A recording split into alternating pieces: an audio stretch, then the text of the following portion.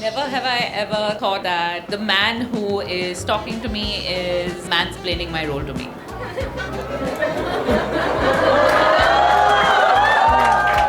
Are there any difficult guest situations that you guys want to share? Damini, I'm going to start with you. Where do I begin? I think over time I have learned a strategy is to kill them with kindness. Took me a very, very, very long time to learn that, holding back the Delhi in me. That was a strategy, but I want like an actual situation. You want a situation? I don't think I can discuss those. You know, I've had a really bad experience once actually, where we had a pop-up with an absentee chef. I don't know how that happens, but it did. I think we have a superpower that if you're able to change someone's day or change the way that they're feeling, that's a superpower that you possess. And I think that kind of comes naturally to us. Hi, I'm Smitha. I'm a food journalist and I run a podcast called Big Food Energy. Today we're going to be talking about all of the things about front of house, and I have some very exciting ladies who are joining me today. So please give it up for Mirelle.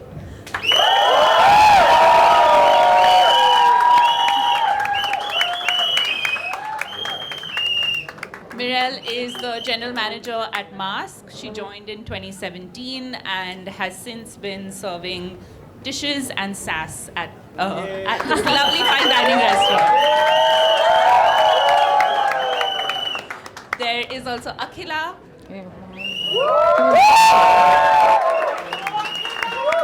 Go, mommy! Akhila is the founder of Conservatory and Courtyard in Bangalore, a beautiful space that brings all things food, art and culture together under one roof. So welcome, Akhila. Thank you. Thank you. We also have two very lovely ladies from Hunger Inc.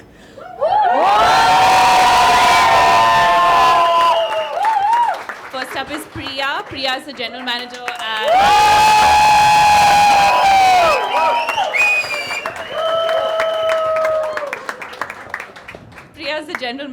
at Everyone's Happy Place, Pedro.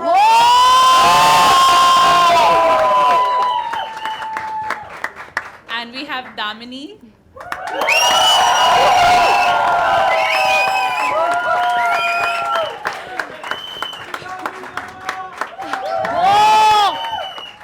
Damini brings her boss bitch energy to the Bombay Canteen, where she is the general manager. So welcome everybody and let's have a seat. Thank you. Okay. So we all had a shot of tequila before that, before we started. So there's like some tequila sloshing It's coconut water. Hydration. So in case we're fumbling and mumbling, blame it on the tequila, not nerves. Yeah. But yes, as Yash said, service is that very underrated quality of a restaurant that is often overlooked. Good service feels like an invisible hug. Bad service just feels off. And these lovely ladies have been bringing good service and fantastic experiences to the restaurants that they work at. So, guys, if you can start maybe by telling me about how you started. I know that maybe three of you didn't start in hospitality and were from outside of the sector. So if you could start by what brought you to hospitality. Honestly, it was totally by chance that I'm in this industry. There was a point in life that I thought that I could do anything but sit in front of a computer for 10 hours. And when I thought that I could do anything and I was going to do something and I had no idea what was happening, that's when I got a call from Aditi. And that's when she was like, oh, there's this new restaurant opening and I'm opening that restaurant. Do you mind being a hostess there? I said, yeah, absolutely, why not? And that's exactly how I got into Masque. It was by chance. Yeah. Incredible. And Akhila, your background is in design and architecture. How did conservatory happen? I think like a lot of good things, conservatory also was a COVID baby. And I'm saying good things as a joke. So I think because we had already started a space that was looking at a community and culture very strongly in the city of Bangalore, which by the way is the best city in India. I mean, jury is out, but sure. Joking. So yeah, after we had already kind of seen that what it takes to kind of build an arts, an arts and culture space, food can never get left behind in the entire process, and that's when we kind of took a little bit of a heavier leaning towards F&B. And when you do that, you like it or not, you are a hospitality unit. So I'm not trained in hospitality. I don't know really, the ins and outs of it at all. But when you want to be a public space that wants to give people experience, you will automatically veer towards being a hospitality unit, and that's what we had to do. So I don't know if I can still call myself a hospitality professional, but we are in the business of making people very happy when they come into our space. So, yeah. Fantastic, which I think most restaurants are in the business of in any case, especially O Pedro. So Priya, tell us about how you found your way to hospitality. For me, I was a cabin crew earlier. So I left the job for some reasons and I didn't know what to do in life. Is when a friend who was my neighbor approached me saying that why don't you join as a hostess at Olive Bar and Kitchen. Is when I started my career in FOH, knowing nothing. It was like an open slate for me with so many questions but no answers to them. But I started my career into FOH is when I joined Olive Bar and Kitchen as a hostess, and since then my career gave me an opportunity to start into hospitality. Yeah, so that's what made me, inspired me. Yes. Amazing. And Damini, you obviously have a background in hospitality. Can you tell us a little bit about what brought you here? So growing up, I would end up reading Hindustan Times, HT City, HT Brunch, Root Food, and there was a magazine called India Today Aspire where I read an article about cruise tourism, and I thought, oh, seems cool that I'd work on a ship. Then I thought about it a couple of months later and I was like, what if I get seasick and I can't survive? So that's when one of my cousins used doing hotel management, and I thought about, oh, it's going to be cool working in a hotel. And we had a yearly ritual of dining at one of our neighborhood hotels on Diwali, because in Delhi, restaurants are shut on Diwali. So I thought it would be really fun, and that's when I thought that I'll apply for this course that the Oberoi does for 3 years. Never thought that I'd get in. It's called STEP, not OCLD. That's the undergrad. I did end up getting in, and that's when my journey began. STEP, OCLD, Oberoi, in my blood, dharma's in my blood still. And yeah, and here I am. Awesome. Okay, so this is something I've always wondered about. Service is kind of like an art and a science. It's a science because you have to think about operations, you have to think about reservations, but it's also an art because you require high amounts of emotional intelligence because you're dealing with people's special occasions, birthdays, anniversaries, and you're constantly trying to think about how do you make it even more special than the day already is. So do you have any tips for like how do you guys do that balance and deal with that balance?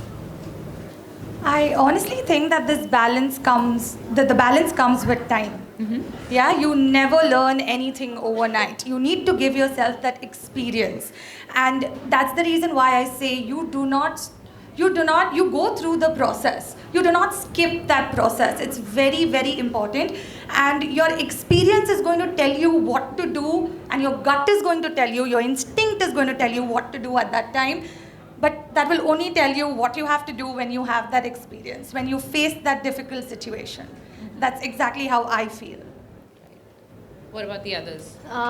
For me, when it comes to technical and emotional, though like I started my career as a hostess, that's always been my forte of looking after reservations. And when I was hired at O Pedro was also to streamline the reservations at O Pedro.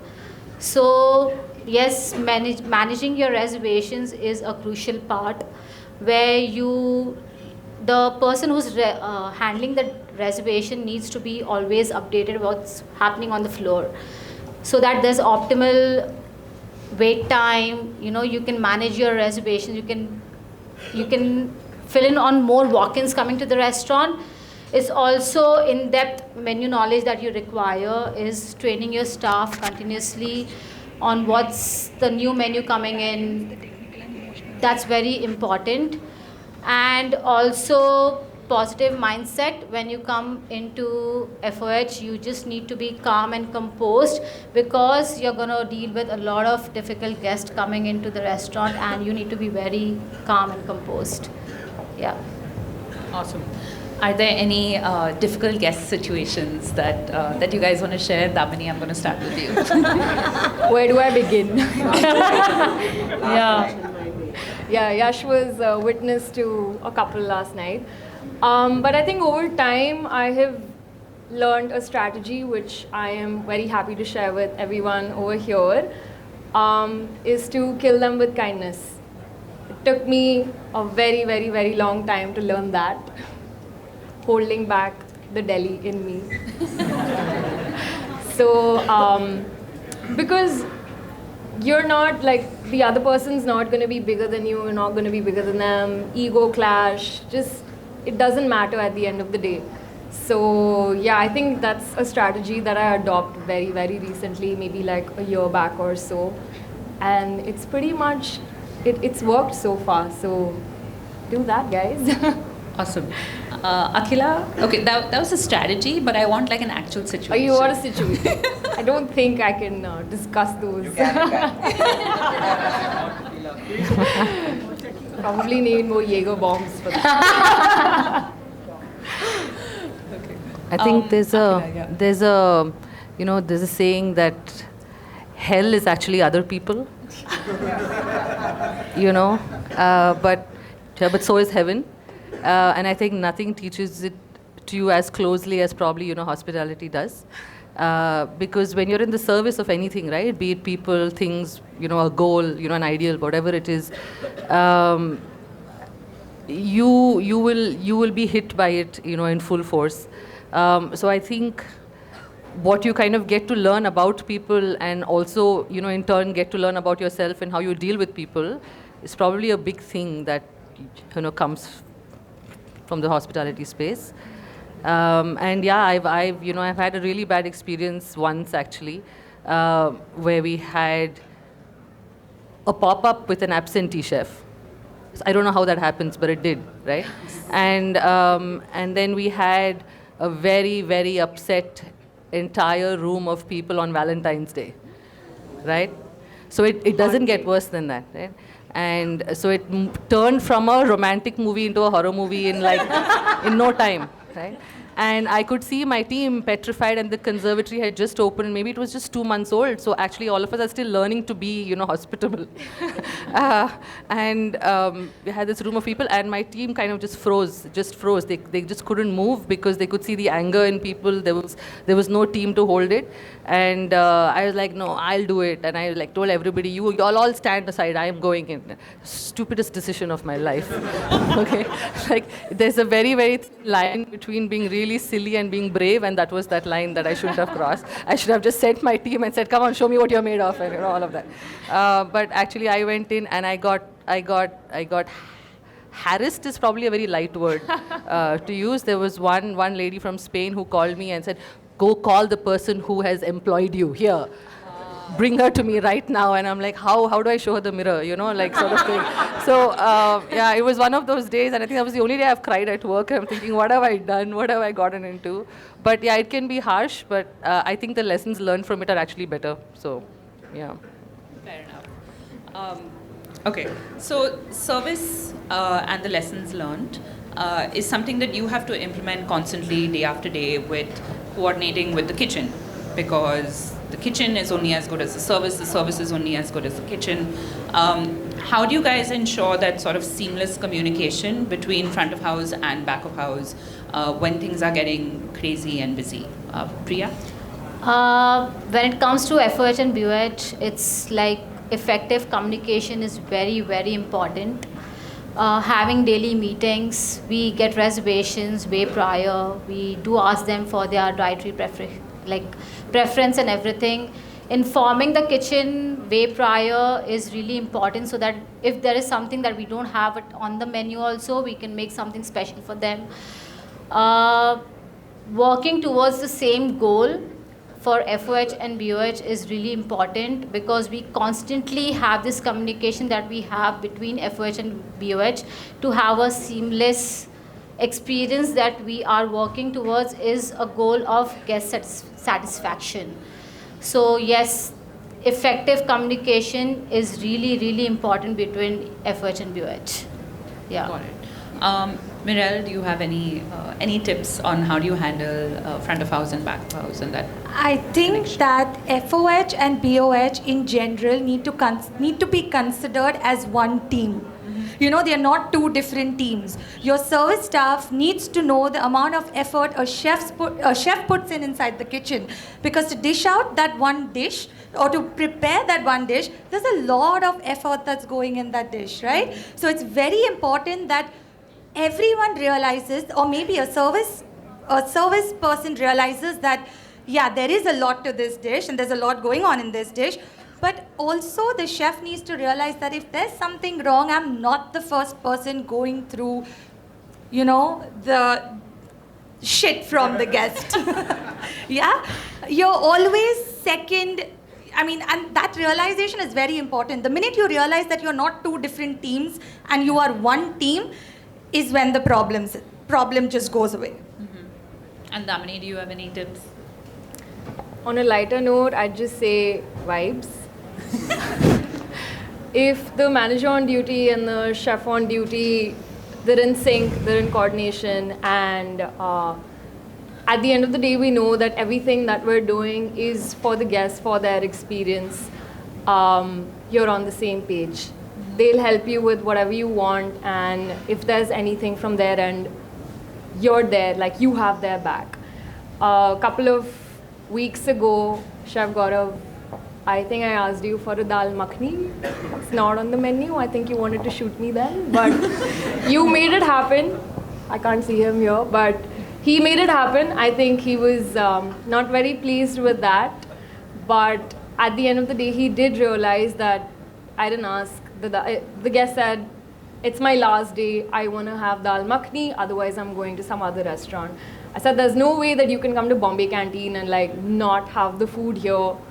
I'll get you your dal, but dine here. And he made it happen. Amazing. And it was in that moment that, you know, couple of minutes later, he realized that it's not, like, I didn't have any personal, like, thing against it, but it was just for the guest. And yeah. Amazing. Okay, so speaking of personal hate, this is something that I've thought about for a long time. Is that if when I used to work full time in an office, there are people that you don't necessarily vibe with. There are people that you don't necessarily get along with, but you just have to suck it up and deal with them. When you're front of house, you have to suck it up and deal with people all the time. Like, there's no hiding. You can't go like hide behind a screen. There's no place to hide. So how do you guys deal with that? Just like personally, professionally, if you're having a bad day, it doesn't matter. You just have to suck it up. So yeah, any tips on or any anecdotes? I'd love to know. I think you have no other choice. You have no choice. You've got to make sure that you're calm. You have that split personality for that. Like literally, there's a switch. Bipolar. Yeah, there's a switch. All of a sudden, you're all calm. Someone's shouting at you, abusing you, but you're all calm. You're like, okay, it's fine, it's okay. But then I also think that when you go back inside the kitchen, then the team knows the real you. Yeah. Because that it's just a switch, I feel. Mm-hmm. Okay. I think over time we've figured escape mechanisms around it. Like mine is to just went in that moment, throw it all out, and then just like snap back into service. And that really helps. So yeah, that's been working for me. Priya, what about you? For me, it's like there have been difficult situations at the restaurant where you have to deal with customers where they are yelling at you, like people just come in as walk-in and you don't have a place for them. you just have to keep your calm. Just be patient, listen to them, make sure that, we try and accommodate them. So keeping your calm is really, really important, and making sure that the guest who's come to the restaurant is leaving happy. So yeah, venting out is one of the option when you go and vent it out in front of the chef also. Like, you really need to make this shit out of, like, he's asking for something which is not on the menu, but you need to make that happen so that the guest who's here is living with a great memories. Yeah. So keeping your calm is really important, guys. Like, I'm a person who's very short-tempered, but over the years, I've learned to keep my calm. Yes. Well done. Yeah. Zen and the art of front of house. Yeah.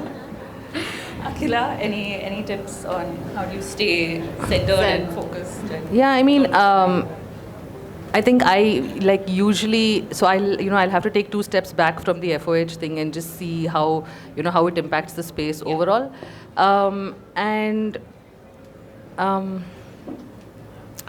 Actually, dealing with people can be very, very hard in the beginning. It can be, you can be having a very hard day, and then you have to go and kind of, do your best at work. But what we've realized, I mean, at least what I've realized is that actually those situations have actually made us think so much harder about what we do and, how you're going to handle it, that to me, it's never a bad thing at work. Like any sort of challenge that comes, especially if it's a new one, I feel it's a huge learning experience to actually deal with it. And that's something I try to tell my team as well. And I hope it's got through at some level. Right, Viksha? Yeah. Bring it on. That, it can actually be a very fun and learning experience if you take on these challenges in a very problem-solving mentality. And, at the end of the day, I always tell them, it's just work. Like, what's the worst that can happen? Like, really, what can happen? Somebody's just going to walk out and never come back. Fine, we can deal with that, and I'm a mom, so I know about what are the worst things that can happen in life that is beyond work, and, it's very close at home. So things can actually be very worse in life when you have kids. So kids listening, please. Yeah. So yeah, actually, you just have to keep telling yourself what's the worst that can happen, and and actually it's the best thing that can happen to us, that we're learning something out of this. That's really the approach that we have, and I try to have a chat with my team about that as well. Awesome. It's interesting that you brought up being a mom. Yeah. Because I feel like front of house, when you're front of house, you kind of have naturally a lot of skills that come very easily to women, which is multitasking, empathy, just being a nice person. Yet, we don't find enough women in leadership positions in hospitality. Why do you think that is? And is there anything that the industry can do to encourage more women in hospitality? I think a room full of girls is a really good, hopeful statement for the future. All the leaders all the leaders you need are in the room, right? This may not have been the case, about 20, 30 years ago, and hence you're seeing the leadership positions the way they are right now. But look at the room and you know that it's going to change very soon. So Absolutely. Not being biased, but I think Hunger Inc. has kind of changed that as well. There are a lot of women in leadership roles, and one day I did actually think about everyone in our team and at the higher levels, and I was like, girl. And I was like, there is a future and there are game changers. So not being biased at all, but Yeah, for like, I see you. for me as well, like not being from the industry at all, having zero experience about F&B, starting my career as an hostess, then leading to a GRE, I got an opportunity to come to Pedro, and just because of the confidence and the passion driven people that they hire is like they hired me as an assistant manager is when there was a door opening for me into service. Like I always wanted to be into an FOH, but I was like always been rejected because of lack of hotel management or a degree that I'm holding. I don't have a degree for HM. I've always been into cabin crew, didn't know where to start from. But yes, Hunger Inc. was the place which gave me an opportunity, and they saw the confidence that you have. All they want is just passion. Even if you don't have like, you're not from the HM background, if you don't have the technical knowledge, you just need to be passion driven. If you know that what you want to do, this is the place that you want to come. So they saw that confidence, and since then I've been just rising, and I've never looked behind, I can say. And yeah, you just need to be very passionate about what you're doing. Yes. I think definitely shout out to Hunger Inc. and to places like Masque and Conservatory for hiring people outside of the industry and hiring people based on passion and vibe and attitude. I think those are significant steps that can sort of go a long way in making hospitality more inclusive. Having said that, Bombay Canteen is, hiring, no? Yeah. You've got to say it out louder. Yeah, is it on now? Yeah. It's on now. No, I said Bombay Canteen is hiring. I saw a board outside. Yes. Link in bio. Yes. Amazing. Just to shift gears a little bit, front of house, the role of a restaurant, the role that a restaurant plays in society is kind of changing. I get constantly bombarded with DMs of like, where do I go and what do I eat, and is this place really good? People are kind of becoming very obsessed with dining out, which obviously is great for the scene, great for you guys, great for me. But this kind of means that the role of a restaurant and the role that people play in restaurants is going to shift and evolve. How are you guys seeing front of house evolve as we sort of go along? I think that if food is the soul and heart of a restaurant, your service is the personality. It's your character. It is who you are. A lot of restaurants literally say it straight up that this is what I am, not because they're saying it, because the kind of service they have in the restaurant. So I think the more we have new restaurants coming up, different kinds of restaurants coming up, we just realize that everyone's going to have different service patterns, and that's exactly evolving in our industry right now. Awesome.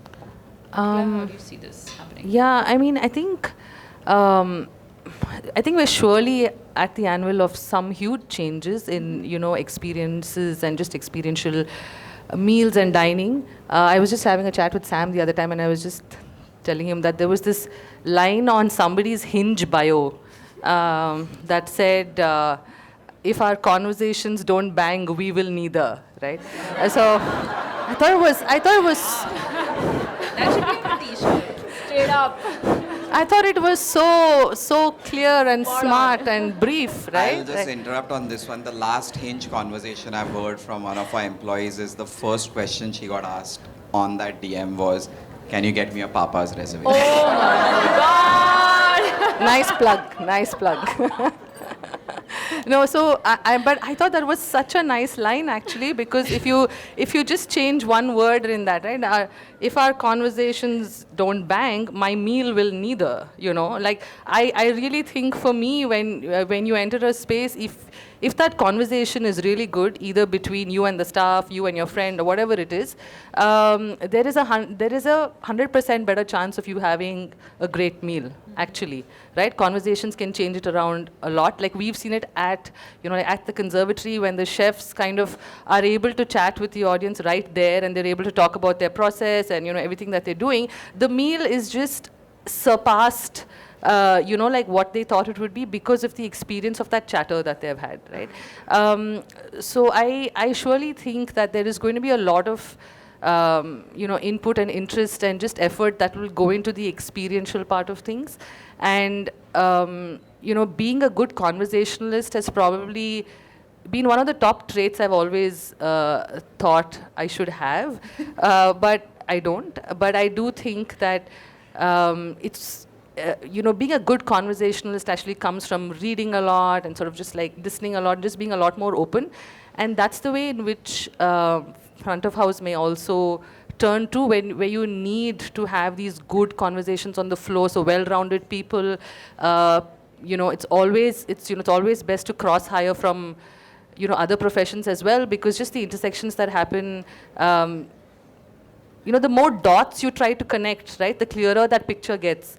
So I feel like there will be a lot more cross-professional, people entering this field like we have, a few of us, and that's when everything becomes a lot more interesting. I think that's where it's going to go. Yeah. Amazing. What about you guys, Priya, Damini? For FOH, when it comes to communicating with the guest, yes, the guest is coming for F&B and for the hospitality to a restaurant. The teams getting trained thoroughly into that is really important. Every food is having its own story. The only reason at Hungering why we train our staff is so that, they know the entire product very well when they're selling it to the guest. So yes, hospitality comes when you know your product very well, is when you can deliver it to the guest also.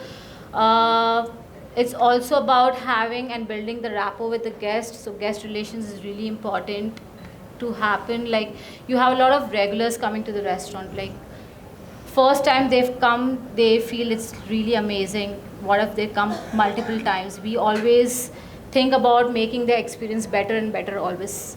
So yeah, like having that rapport, understanding their needs, having that personal communication, building that rapport is really important for an FOH to have a seamless execution of a great hospitality between the guest and the FOH and the BOH.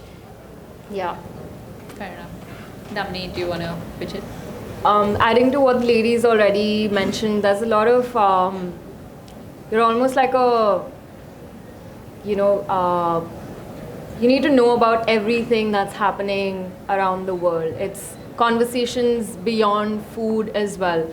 Of course, there's a lot of thought and effort as to what people are eating and seeing on their plate, but it's when you're able to build a relationship and a rapport beyond that. Is if they're thinking of going out, dining out, you're the place that they think of. Whether it's a meal with their family, with their kids, whether it's date night, whether it's dining by themselves at the bar, we want to be approachable in all sort of aspects. And we actually have a Bible, that Unreasonable Hospitality by Will Guidara, and it says that it's how do you exceed expectations with each and every meal, with each and every service.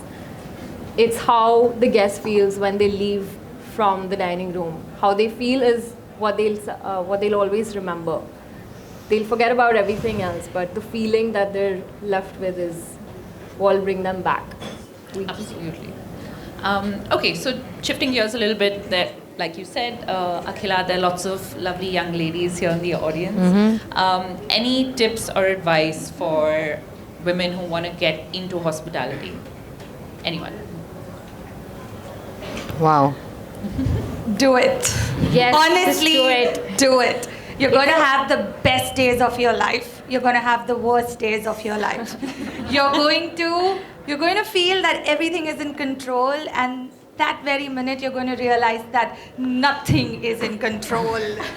It just reminds you how strong you are, and every day in this industry is going to just make you feel, it's just going to reveal the strengths in you that you never knew you had. So just do it, because it is worth it, for sure. Yeah. Like, women's are with multitasking qualities, yeah. So we know that we can do it. yes, at times we do have bad days, good days, but we know how to handle them. In personal life, in professional life, just seize the opportunities that you get. Learn as much as you can, and own the confidence that you have in you, and just go for it. Like, we know that just set your goals, you know what you want to do, and you'll achieve it. Like, you need to be really passionate about what you're doing. Just don't do it for the sake of doing it, but do it because you love doing it. Yes.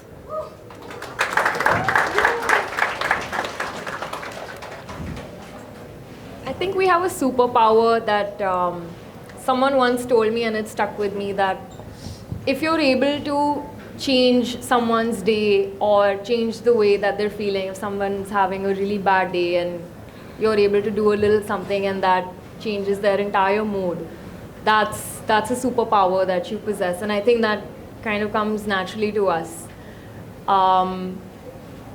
If you're passionate about it, terms and conditions applied. If you're passionate, do it. Yes. I think recently there was this whole Twitter controversy when Narayan Murthy said you have to work 70 hours a week and all that. Nonsense. That's how we work in Bangalore. I don't know about you guys in Bombay. We believe in work-life balance. No, but it was very interesting because everybody went off on it and was like, what the hell, how can you work 70 hours a day? And then recently I, heard Amit Varma's podcast that both of you were on, right? Yash and Sam, you all were on the podcast, amazing podcast. I heard him. Also on my podcast, by the way. Oh, yes. yes, of course. Which was more fun, by the way. Of course it was. So I think so when everybody went off on it and all, and he had a very nice counter view to it, that yes, you can be angry with him for saying that because the Indian uncle is always the worst to say all these things and all. But the thing is that there was one part of it that also meant that if you're actually really passionate about doing something and you really want to be the best at doing something, you will put in those 70 hours. Nobody needs to tell you actually to do it. I'm not saying that you have to put those 70 hours. I'm just saying that you will do it if you want to be the best at something. Actually more, I think. I don't know how many hours do you put in a day, Radhika? I think you put in, about 26 hours a day. Because she is the best at what she does, right? So if you are going to be the best at what you do, you're going to put in those hours anyway. And I think hospitality is like any other profession, in that sense, that if you want to be the best at it, it's a lot of hard work. It's a lot of having to deal with people, which can be very interesting and very challenging. But it is what it is, and I don't think this room of girls needs to be told that do they have equal opportunity or not. I think we are in, all of us are in like a blessed position in this room that we actually do have that opportunity. So, everybody is equal in the room in that sense. Everybody's got equal opportunity from here on. And it's really what we make of it, right? But that 70 hours of work is up for debate. I had I'll just put some numbers to it. Hunger Inc. right now is only 30% women, which is something we want to increase, and which is something, the Insta influencers, the people who love to do all their stuff and rant on Instagram like me, call us out on. But one of the things I say as a challenge for us as employers to get more women is not the women actually, is their parents. Yes. Right? I don't see a lot of parents in the crowd, but I hope they see this is that equal opportunity need, that that level, we've reached that place. But I get why, one of the person, then I was going to say the reason all of them are so mature in answering, because I would have given all the dirt out really fast, is the level of patience women bring into hospitality. Like last night, Smitha, you were here dining, and I was here only because I had honestly a overwhelming day. Like I was just like, mind was fogged, and one thing that relaxes me is just being in ops, right? It's just being there. And there was this one guest who was going at Damini, just like at it. If it was me, I would have done the worst and told this person like calm down by doing that. And Damini was just like listening to her, being like, okay, like, tiring her out by listening. And I feel it's the more like, when we started canteen class, 10% participants were women in the crowd. And today to see this, it's unbelievable to do it. And I feel like naturally, one, you guys have the power to like rule it. But do you feel there was a point ever in your career as you all were growing that it was held against you? It's I'm being as brutal as possible, but do you think there was a moment where someone said, no, I can't because you can't work late nights, you have a family, you have commitments. Do you think that's happened to you? And do you think that still happens? Yes, it has happened to me a lot of times. When it comes to family, yes. When it comes to colleagues, yes. Like being not from an F&B background, I have been getting a lot of rejections just because that you cannot be in FOH. It's like you have to be working for long hours, family putting a pressure of safety, and you can't travel so late at night. But when you have a goal set, you want to do something that you like and you love doing it, you really need to have the power of convincing your family and the teams that you're working around by just making your work proof for itself. Yeah, your work will surely speak for what you are, and you really need to be having that potential of convincing your family, because that's the first place that you really need to work on, is convincing your family. If they are convinced, you can do whatever you feel like. Yes. Okay, I'm going to take a little bit of a different take on this. Luckily there was no issue with me doing what I'm doing. But again, being a mum is the first thing that comes to me now. And when I'm a mum and I have to be, at work every evening sometimes and, on the weekends,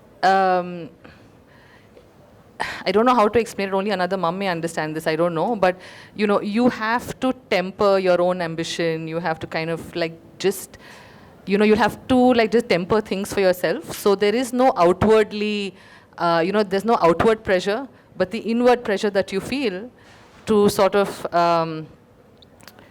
why you can and can't do few things, how far you want to go and don't want to go, and at what cost you're going to do that at, is something that we're always going to have.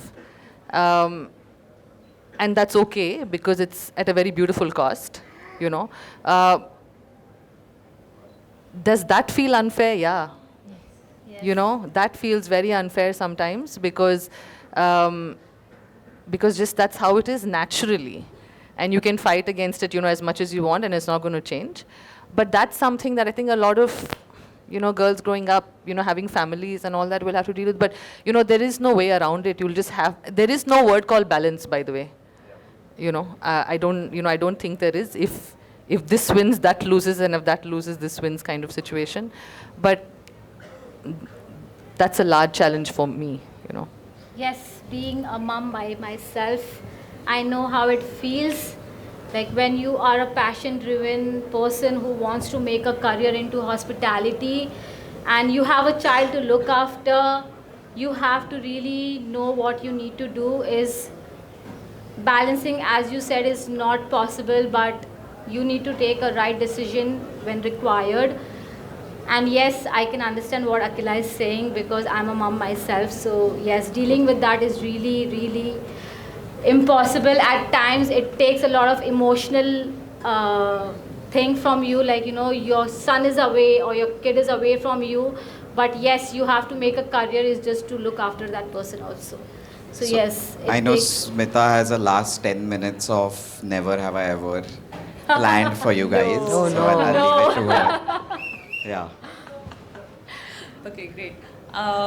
We need some shots, but first. Oh my God, please. You complained about them at the start.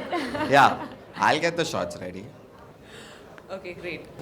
So rules of Never Have I Ever is, I say never have I ever wanted to slap Yash. If you have wanted to slap your... I don't think there's a person who's never wanted to slap. We'll run out of tequila. Just a hypothetical situation. But, okay, never have I ever kicked a guest out of my restaurant. Come on. I drink to that, right? I have. Yeah, if you have, then you drink. Did and then we? you tell us about it. He was abusive. Yes. Do you want to tell us about it? I would like to say it was during a dry day. A guest comes with a whole bar in his bag. They were having mocktails. And then I see that they are pouring alcohol beneath the table in their drinks. And I was like, I'm really sorry, sir, but I can't let you sit here. You really need to leave the restaurant right away.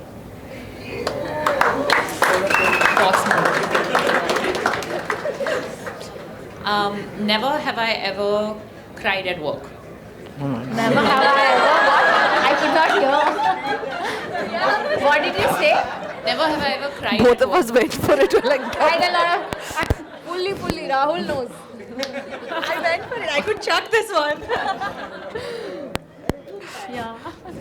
Do you want to tell us about the time, or this is just a regular thing, Mirelle? I mean, there are people that are really difficult, and there are people who don't realize that, you know, We're human. sometimes need to be kind. Yeah. Yeah, I think with and- Mirelle, it happened when she was watching a K-pop series and didn't like the ending. I love K-drama. Actually, you know, here I think it has to be said that people kind of hold the hospitality and the service industry to a level of efficiency and expectation that if they had just held the local government responsible for with that much interest, you know, They are just with Bangalore. that much interest, we would have been, somewhere else by now. But no, they want smoothest of, you know, roads leading up to your restaurant. But from there onwards, everything, even if the power goes for 30 seconds, they're like, what the? Blah, blah, blah. But, you know, the government can do whatever they want. That so, you and me can have a rant session. oh my God, yeah, absolutely. Every day in the morning for Yeah. me. Yeah. Never have I ever thought that the man who is talking to me is mansplaining my role to me.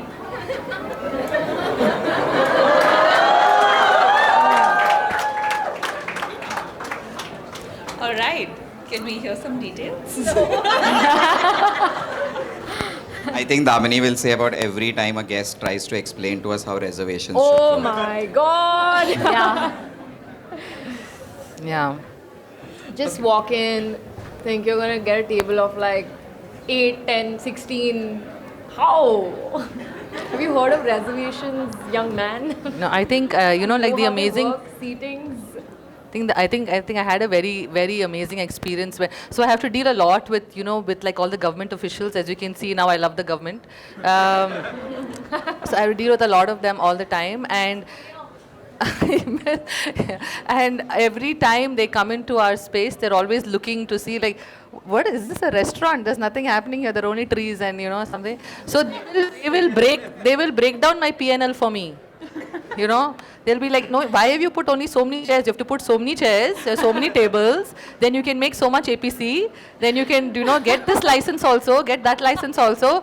And I'm just like, yes, absolutely. I have not thought about my business like that at all. And you come and explain this to me. So It's like we have a guest coming into the restaurant. Oh, I know the owners.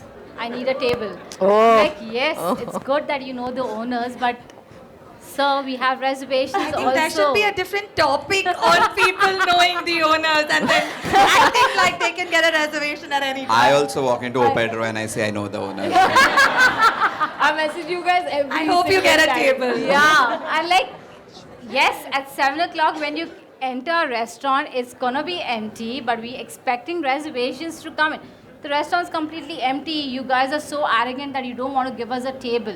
No, sir, that's not the case. We have reservations coming in. We have a policy in place. Please follow that. Super. We have like 5 minutes for questions. I know that lots of people had questions. We'll start from here. Is there someone who can hand out a mic, or it's me?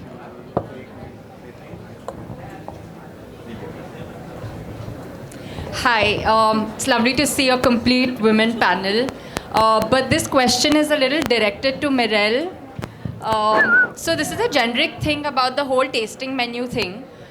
So I think tasting menu has gained importance recently in the last 2-3 years, I guess. So how do you think it's still the creme de la creme crowd that comes, or do you see a kind of transition in the kind of people that do come for tasting menu? Because obviously it's, you know, not the usual pricing like a restaurant. So do you think people are moving more towards experiential dining, or is it, you know, people are still like only certain people come to these for these experiences? You know, there was a time, basically I would say that the first 4 years we always had the creme de la creme coming in. But right now, the industry is such that everybody is doing a tasting menu. Everyone wants to try tasting menus. Because in India, tasting menus were actually, I mean, it was a trend very late. And now that people are traveling a lot, tasting menus is something that you do on a daily when you're like traveling, right? So I think that a lot of people now are willing to try a tasting menu as compared to what it was 4 years ago. But then, yeah, I think it also gives you that challenge to actually be better than, you know, what their previous tasting menus would be like. So I think it is challenging in a way, but yeah, a lot of people are doing it right now. Question there, the red girl, right? Hi, my question to all you ladies, boss ladies I would say, leading from the front, that the restaurant scenario in Gujarat is quite different because it's a dry state. People have no patience. They just want the food as soon as they order. So we don't have the reservation system there. It's all walk-in. So do you think that without alcohol, when people have no patience, because we also observe quick rotation since there's no alcohol, people quickly eat and go. So do you think reservation would be more effective, or we should just keep it the way it is? No, you should look after reservations. You need to really understand how your reservation flow is. Like if you see that a table is turning in 45 minutes, you need to start anticipating your reservation system in a way where you can take as many reservations as you can, but as per time slots.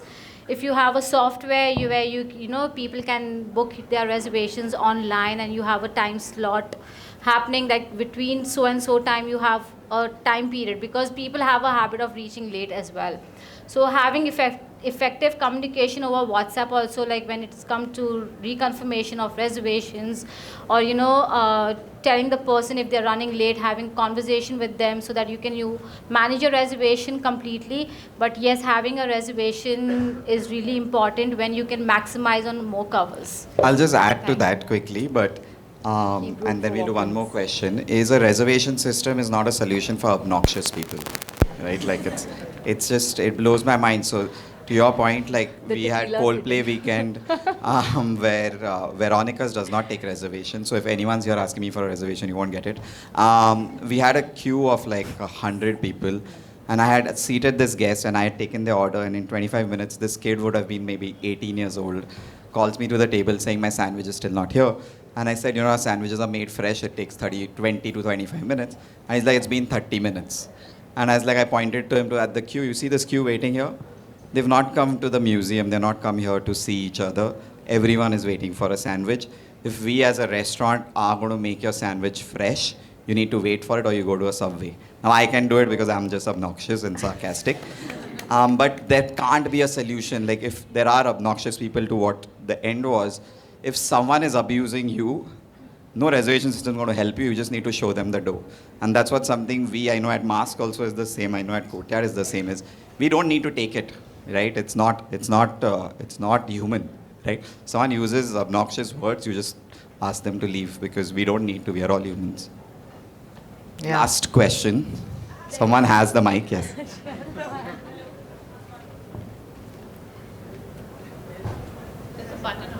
Hello? Yeah. Hi. So I'm Deeksha. I am not from the hospitality industry. I've been in sales for 10 years and I've just quit my job.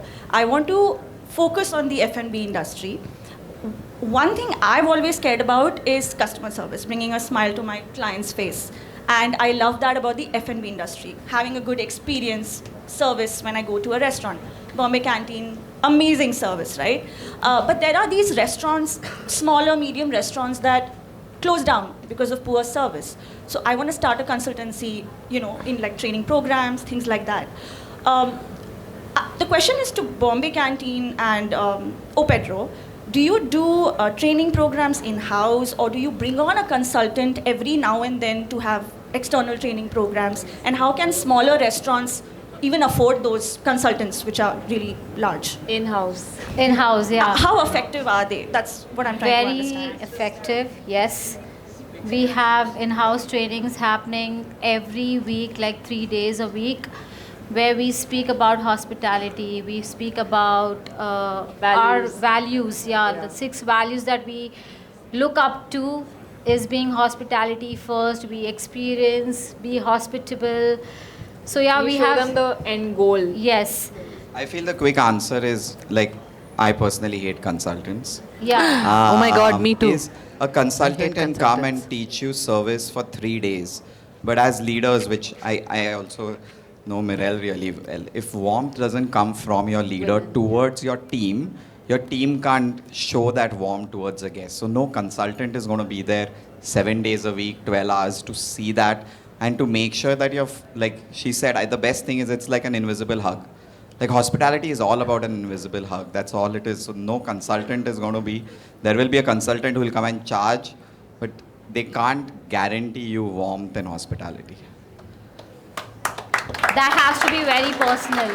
So with that, I'm going to let Smitha have the closing remarks. Okay, awesome. Thank you so much, all of you guys. It's been lovely chatting with you. And I hope that some of you have been inspired to join hospitality and quit your jobs wherever you are. Link in bio. Link in bio. Please like, share, subscribe. And I just want to say, of course, as a food writer, every now and then there are hospitality groups and restaurants that open that really excite you and really sort of push the industry forward. And Hunger Inc. has definitely been one of those. So shout out to Hunger Inc. and happy birthday.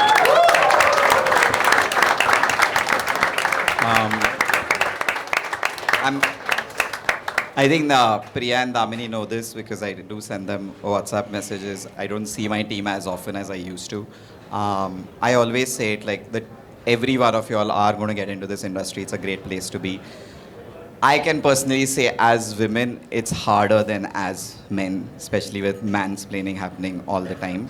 And what the 4 of them do is just exceptional. The level of warmth, the level of attention to detail, but more importantly, being genuinely good human beings. So hats off to you all. Thank you for giving us your Saturday. Thank you to Smitha. Thank you so much for hosting it. You know how much I look up to you. The tequila's always there. So we're going to do a small test, of how well this knife has been sharpened. So take a piece of paper. That was as simple as that, right? Now, One more for yeah. I mean, so I keep telling my team and my restaurant that life is too short for blunt knives. Keep them sharp.